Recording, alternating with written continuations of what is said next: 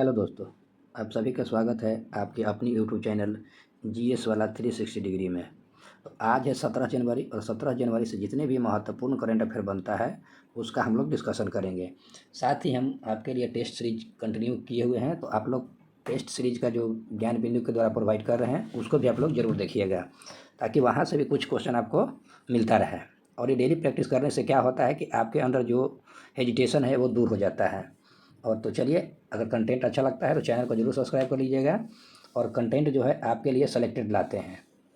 तो चलिए आज के क्वेश्चन की तरफ बढ़ते हैं और साथ ही जो घटना चक्र का चल रहा था वो भी कंटिन्यू करेंगे। थोड़ा सा तबीयत खराब होने की वजह से जो है हम कंटिन्यू नहीं कर पाए थे, तो अब तबीयत ठीक हो गया है तो भी हम कंटिन्यू करेंगे। और साथ ही आपके लिए एक फाउंडेशन कोर्स भी हम ला रहे हैं जो फ्री रहेगा और हर एक सब्जेक्ट का डिटेल से हम उसका डिस्कशन करेंगे। तो उसका भी टाइम पीरियड जब आएगा तो हम आपको बता देंगे कितना बजे वो डेली अपलोड किया जाएगा। तो चलिए पहले करंट अफेयर की तरफ आते हैं और आज का पहला क्वेश्चन है कि हर साल जो है भारत में आर्मी डे जो है कब मनाया जाता है।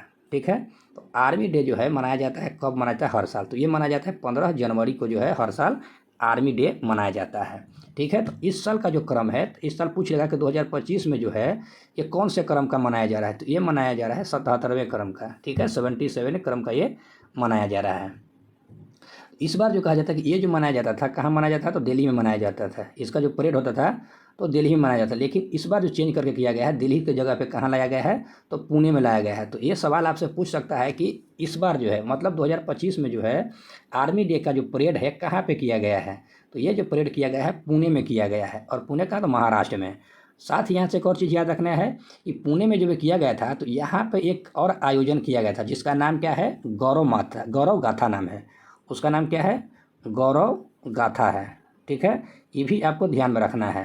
अगर गौरव गाथा नाम नहीं लिखेगा तो आपको इसको लिख देता है कि इसका नाम चेंज किया है, तो लाइट एंड साउंड शो। ठीक है, light and sound show, LIG, light and sound show. ठीक है, इसी का क्या किया है नाम, इसी का नाम है गौरव गाथा। ठीक है, तो ये आप याद रखिएगा। साथ ही इस बार का थीम अगर आपसे पूछ लेगा तो थीम क्या होगा, समर्थ भारत सक्षम सेना। क्या है, समर्थ भारत।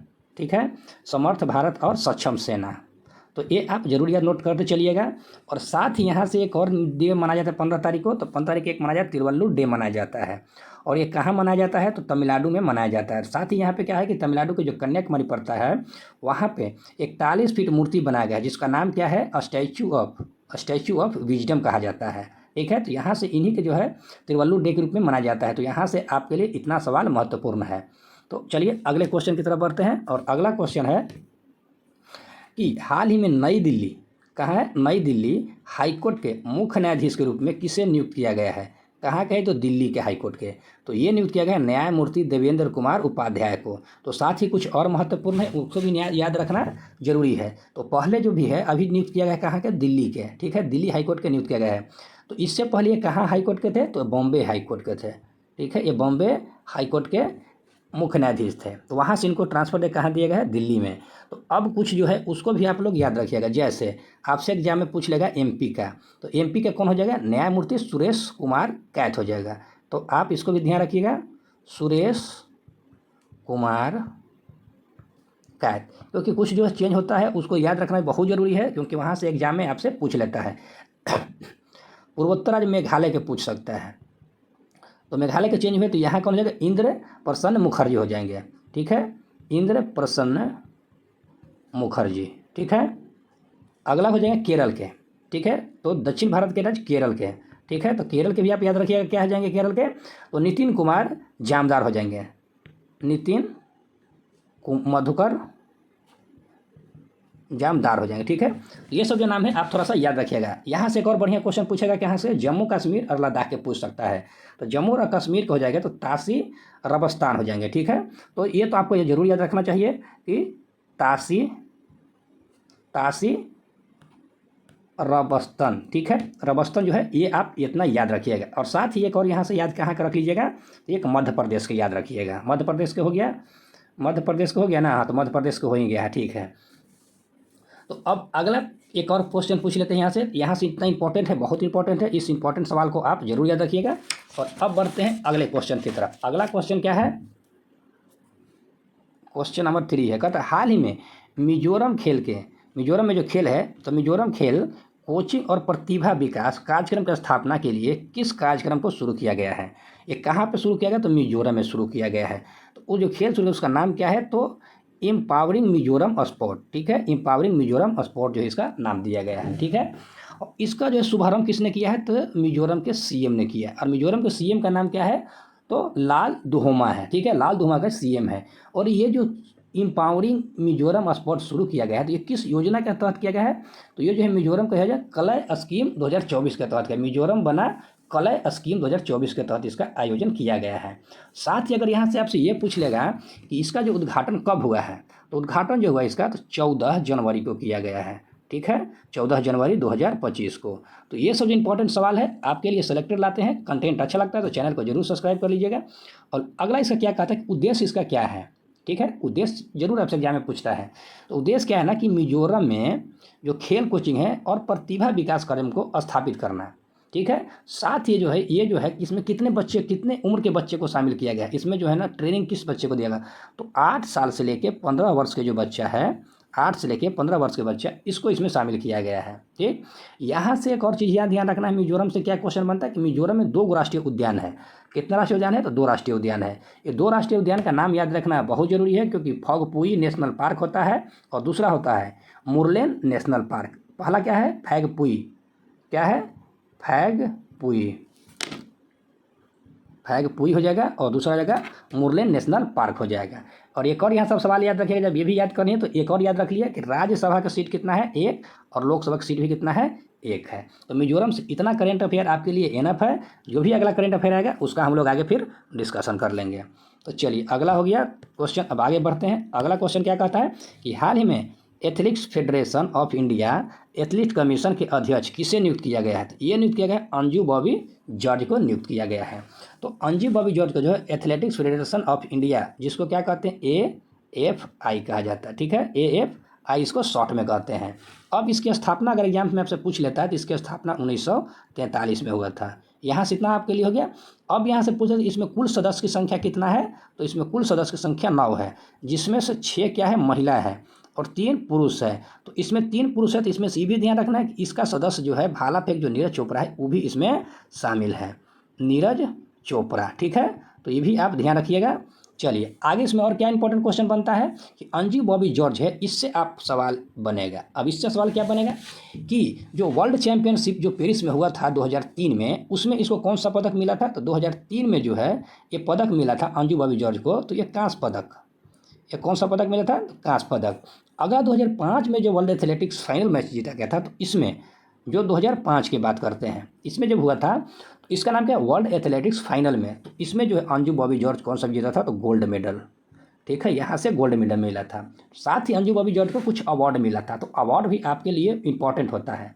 और अवार्ड कैसे इंपॉर्टेंट होता है? क्योंकि यहाँ से जो अध्यक्ष बनी है तो इससे रिलेटेड क्वेश्चन आपसे एग्जाम में पूछ ले सकता है। और कब कैसे पूछेगा? तो वो आपको कथन और कारण करके पूछेगा कि अंजू बॉबी जॉर्ज से जो इसमें से कौन सा रिलेशन नहीं है, वैसे करके या कौन सा रिलेशन है करके आपसे पूछ लेगा। तो अर्जुन अवार्ड आपसे पूछेगा कि अर्जुन अवार्ड कब दिया गया था? तो 2002 में जो है अर्जुन अवार्ड दिया गया था, ठीक है। राजीव गांधी खेल रत्न का पूछेगा तो 2003 में जो है राजीव गांधी खेल रत्न पुरस्कार दिया गया था। पद्मश्री कब दिया गया था? तो 2004 में पद्मश्री मिला था। तो यहाँ से अंजू बॉबी जॉर्ज के लिए इतना क्वेश्चन महत्वपूर्ण है, जिसको याद करना बहुत जरूरी है। अब बढ़ते हैं अगले क्वेश्चन की तरफ। क्वेश्चन नंबर 5 है, कहते हैं हाल ही में महिला अंतर्राष्ट्रीय वनडे में कितना 70 गेंदों में देश के सबसे तेज शतक लगाने की उपलब्धि किसने हासिल किया है? यानी 70 गेंद में जो अभी तक जो है कोई भी महिला जो खिलाड़ी है जो भारत की तरफ से इतना रन शतक मतलब नहीं बनाया है, ये पहली महिला है, जिसका नाम क्या है? स्मृति मंधाना है। और यहाँ से सवाल ये पूछेगा कि ये किस देश के विरुद्ध लगाया है? तो आयरलैंड के विरुद्ध, आयरलैंड के विरुद्ध, ठीक है, यहाँ से याद रखना है। और यहाँ से एक चीज़ और याद रखना कि अभी तक जो है स्मृति मंधाना के नाम पे कितना वनडे शतक है? तो 10 गो शतक है, ठीक है, यहाँ से इतना ध्यान रखना है। 10 शतक किसके नाम पे है? तो स्मृति मंधाना के नाम से। ऐसे तो और बहुत क्वेश्चन है, लेकिन इंपॉर्टेंट अभी वर्तमान के लिए इतना ही काफ़ी है।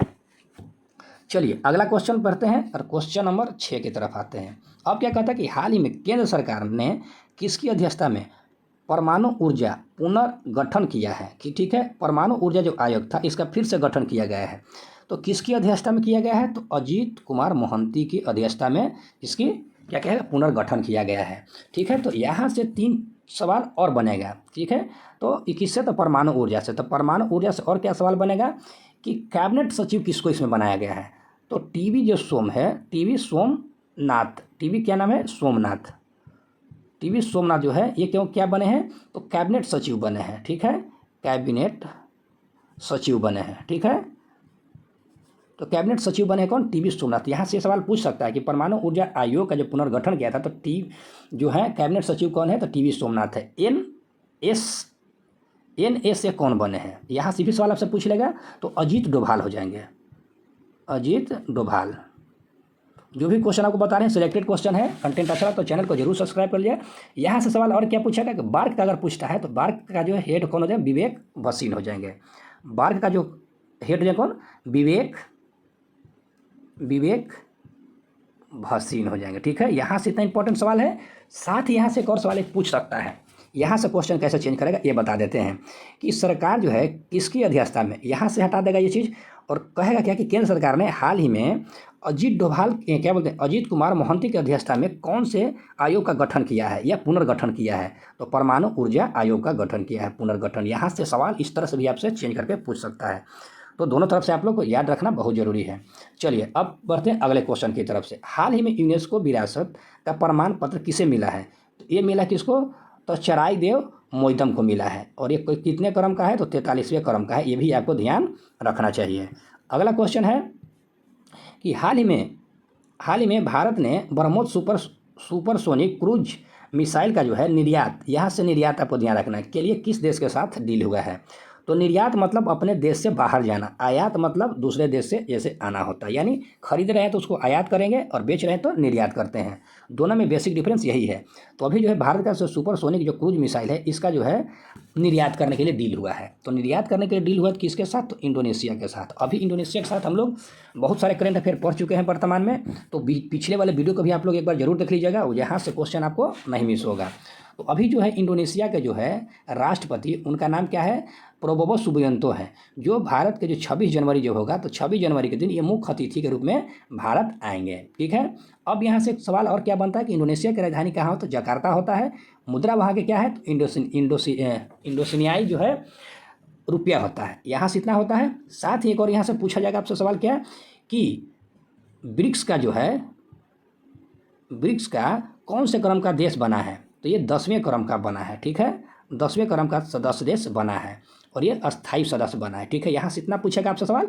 और एक और यहाँ से सवाल पूछेगा क्या है कि अभी जो सुपरसोनिक क्रूज जो मिसाइल हुआ है इसका भारत के साथ जो इसका इंडोनेशिया के साथ जो डील हुआ है तो एक कौन सा है? तो सेकेंड क्रम का डील हुआ है। तो पहले क्रम के साथ किसके साथ डील हुआ है? तो पहला जो डील हुआ है वो फिलीपींस के साथ हुआ है। तो यहाँ से जो आसियान देश है, तो यहाँ से आपसे क्वेश्चन घूम कैसे पूछ सकते हैं कि आसियान देशों के साथ जो है ब्रह्मोस सुपरसोनिक मिसाइल का जो डील हुआ है तो पहले एशियाई देश कौन सा होगा? तो आसियान देश जो होगा कौन सा होगा? तो फिलीपींस हो जाएगा। सॉरी, और सेकेंड अगर पूछेगा तो इंडोनेशिया हो जाएगा। यहाँ से इतना सवाल बनता है। और एक और यहाँ से हम एक और अलग सा क्वेश्चन इसमें ऐड कर देते हैं कि सेमीकंडक्टर का डील जो है किस देश के साथ भारत का हुआ है? तो सिंगापुर के साथ हुआ है। ठीक है, सिंगापुर के साथ हुआ है। देखिए यहाँ से इसे लिखेगा सेमीकंडक्टर, ये भी सी से होता है सेमीकंडक्टर, एस से, और सिंगापुर से, तो इसको कनेक्ट किया सिंगापुर से हो जाएगा।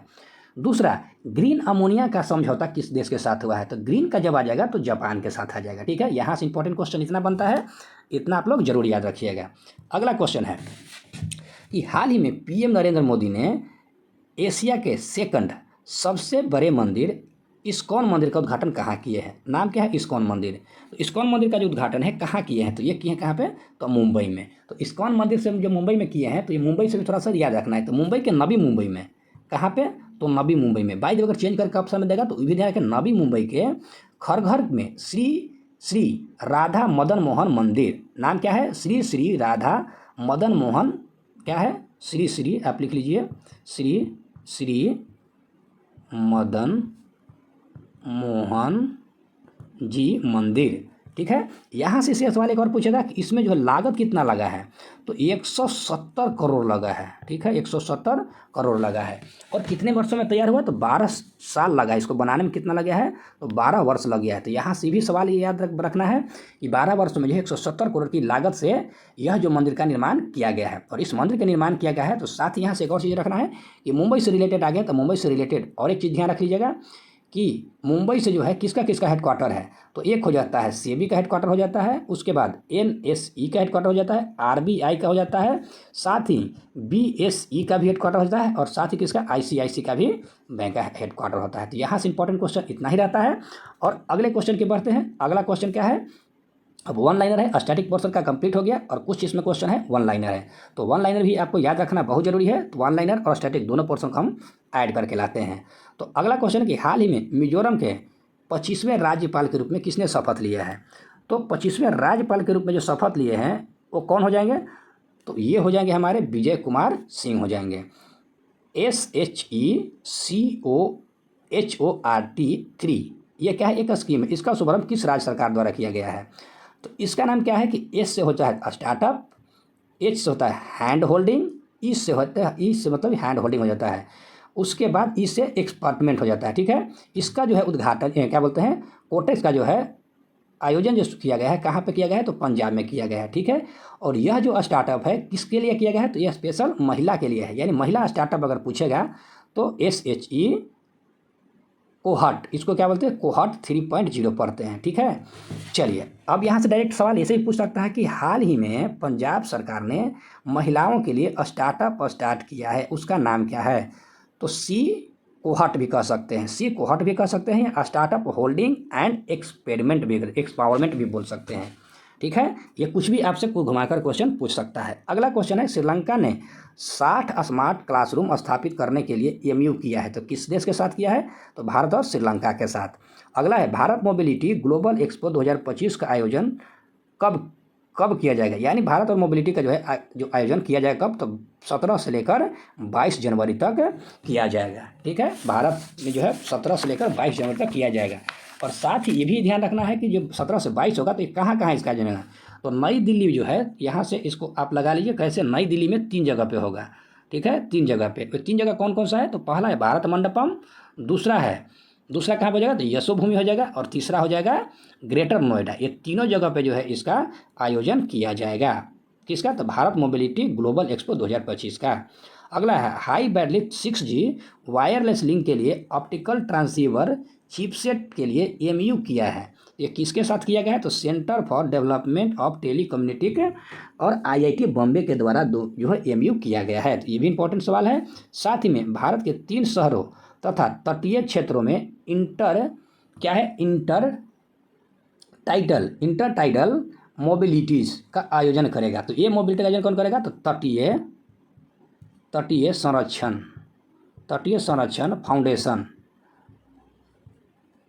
फाउंडेशन और ईस्ट कोस्ट कंजर्वेशन टीम, ठीक है, ईस्ट कोस्ट कंजर्वेशन टीम, ये दोनों के बीच जो है इसका आयोजन किया जाएगा। चलिए तो आज के लिए इतना ही। कंटेंट अच्छा लगता है तो चैनल को जरूर सब्सक्राइब कर लीजिएगा।